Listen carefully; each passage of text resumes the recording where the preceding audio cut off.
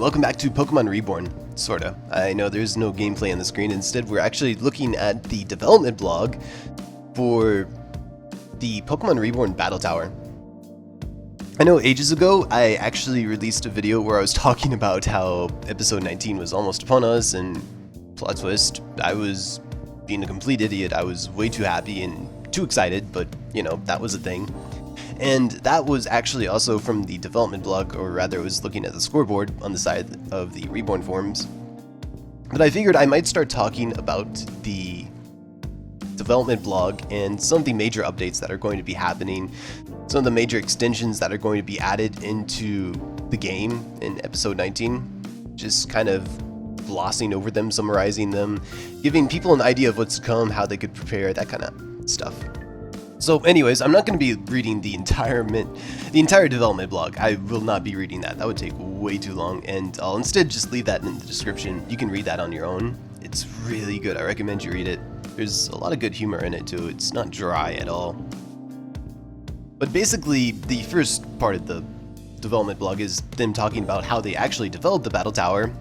It was apparently quite the task. They had files that had sets for trainers to pull from. They would basically pull Pokemon with these sort of sets for the tower, and they were pretty bad. One set apparently was a Sunkern, and seriously, it's a Sunkern. It's the worst Pokemon in the game. It's holding Lax Instance, which is also a scary item. Normally you just kind of laugh at it because Lax Instance is the same as Sprite Powder. It gives you a 10% chance of missing. I don't remember if it works on both people or not, but it's really annoying. And usually if you played during X and Y era or as, and you played during the Battle Mason, you would remember that item well, because even though it's only 10%, it feels like it's 70% or like 90%. It was super annoying. It's just a really cheap item. And the Sunkern set is just complete garbage anyways. I mean, Helping Hand, you don't use Helping Hand in singles. It doesn't work like that. So they had to rebuild the sets, and the lead developer for this, I think it was Andrecast, that was mainly doing most of the developing for this, enlisted help from people using the Patreon, and together they made something like 1,600 sets. It's a lot. They knocked out some sets that were a bit similar, but that's still a lot of sets.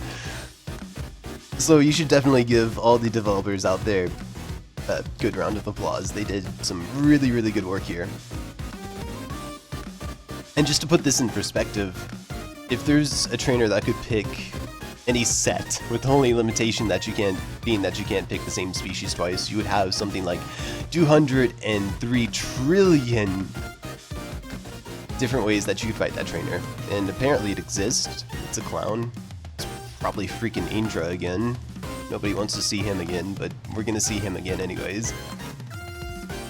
Anyways, scrolling down, we have like one screenshot, and we have a short video by Andrecast herself. No sound or anything, but you can kind of see what this is like. So you can see that it has the typical setup for the Battle Tower, as go on, rest, retire. So maybe we could save scum this. I'm already thinking of being evil. But at the very least, even if we can't save scum it, we could swap out our team, which is good in case the AI is smart enough to start preparing teams to counter ours. Because if the AI is that good, then you usually want to swap out your team like every 25 to 30-ish battles, usually. Just depends.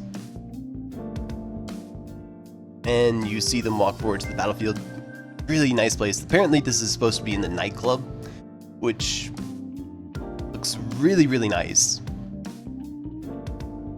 And I swear if that's a reference to me, I'm not a fat egg with wings, but I'll take it.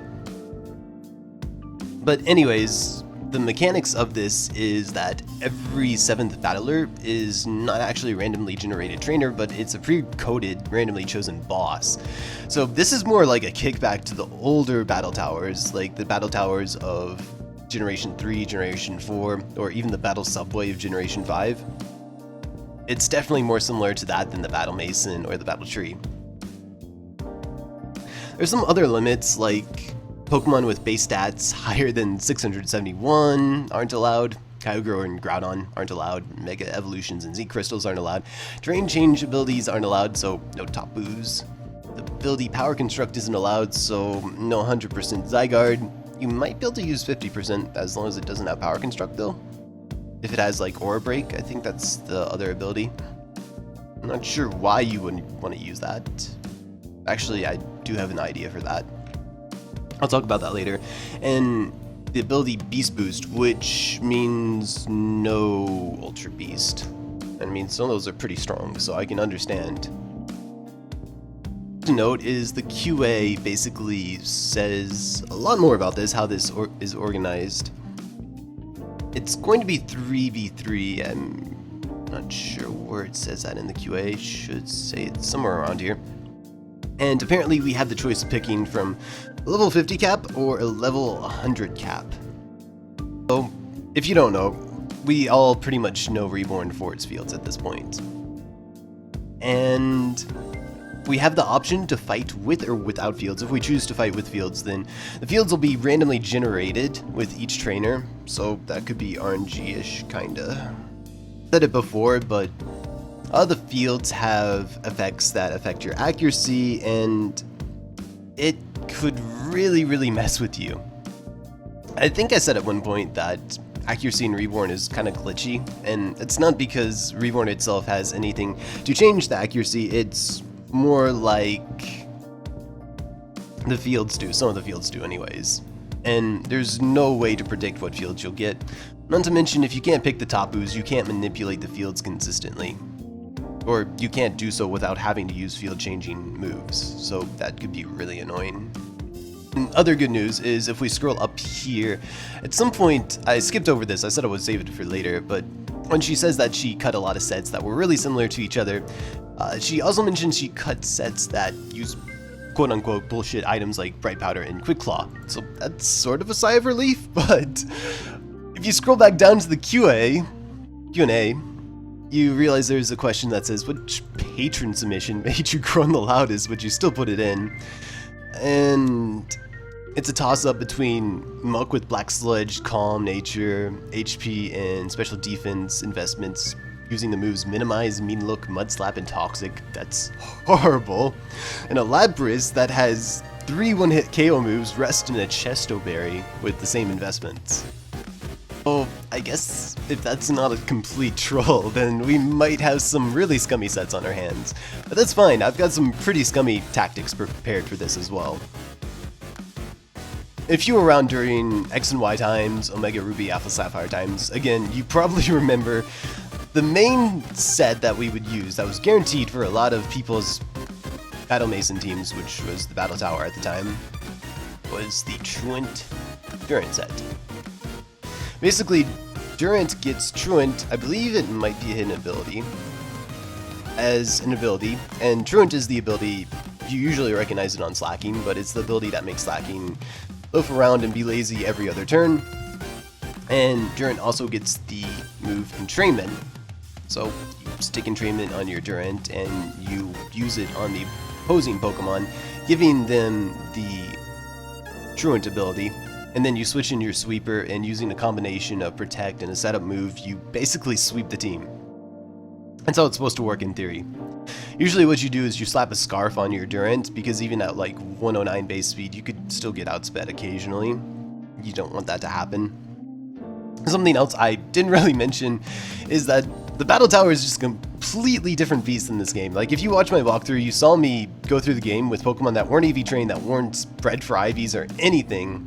And the Battle Tower is not like that at all. So for the Battle Tower, you're definitely going to have to EV train your Pokemon. You're going to have perfect IVs on them, or near perfect IVs. Like, 5 IV Pokemon are pretty good. People get down on them, but it doesn't always have to be that perfect. Right now, what I'm thinking about sets is, obviously I'm thinking the easiest way would be to use the Truant Durant strat. But you still have to pick a Sweeper.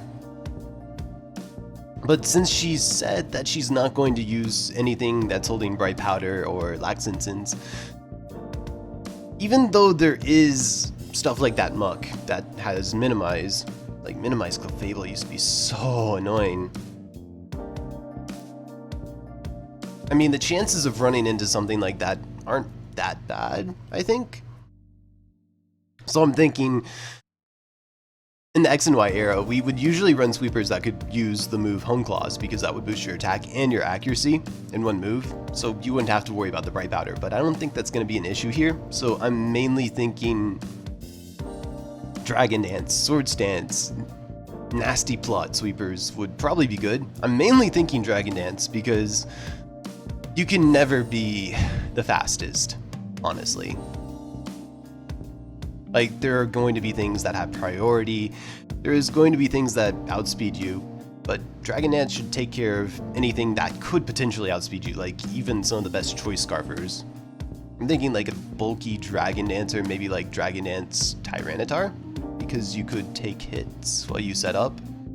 Well, you wouldn't be taking hits while you set up, but like from other opposing Pokemon that you didn't use entrainment on to give Truant to. Not sure. But that's just kind of my ideas at the moment. If I really wanted to like scumbag my way through this. In a more fair battle tree or battle tower, like the battle tree in Sun and Moon, I used a more so balanced team like one of the Lotties, Mega Scizor, although I guess in this case I would be using Scizor with Life Orb, and Landorus, Therian of course. And usually you would swap out, that way if the AI decided to slowly counter your team, you wouldn't eventually end up getting countered. But I don't know, the true endurance strat should be guaranteed if we can find a good sweeper to pair it up with. Not really sure about that though. But that's pretty much my thoughts on it, and that's pretty much what this is. I definitely recommend checking out this blog and reading it. It's pretty funny in its own ways, but it's also got a lot of information on it, and it's a good read. It's worth the read for sure. So definitely check it out. Also, a different topic, but Sword and Shield, Pokemon Sword and Shield just came out today. And enjoy the game if you're getting it. If you're not, well, I may or may not be joining you on the boycott train, who knows. If you are getting the game, also, I heard there's some glitches running around, so be careful, be safe. But aside from that, thank you all for watching. Hope this helps. Hope this was interesting. And I will catch you next time. Peace.